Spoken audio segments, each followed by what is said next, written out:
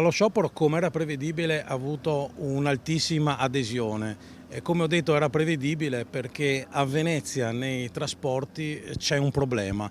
Questo problema va affrontato e non girato attorno come questa amministrazione comunale, come questa politica cittadina sta facendo. Le 3 ore di sciopero che sabato sera hanno fermato l'85% dei vaporetti e il 56% degli autobus è sul fronte del trasporto pubblico veneziano il nuovo ennesimo capitolo di un braccio di ferro tra comune e sindacati, vecchio più o meno quanto l'uscita dal lockdown.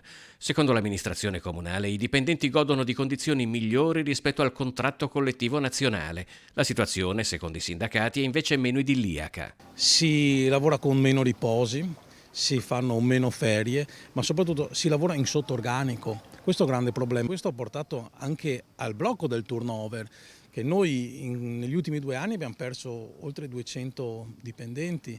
Questo significa che abbiamo un'azienda molto più piccola, ma i numeri che stiamo vedendo in questi giorni ci dicono che il turismo, e non solo, è tornato a Venezia.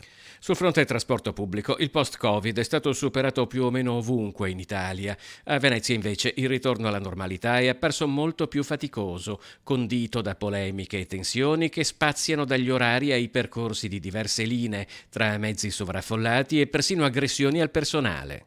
Bisogna portare ad avere spostare l'attenzione sul trasporto pubblico come diritto alla mobilità. A Venezia è una città dove ci si sposta necessariamente con i mezzi pubblici, non bisogna tagliare, bisogna investire, non solo nella città d'acqua ma anche nella città di terraferma, perché il collegamento tra la terraferma e Venezia è un cordone umbilicale che non verrà mai sciolto e pertanto va aiutato, bisogna investire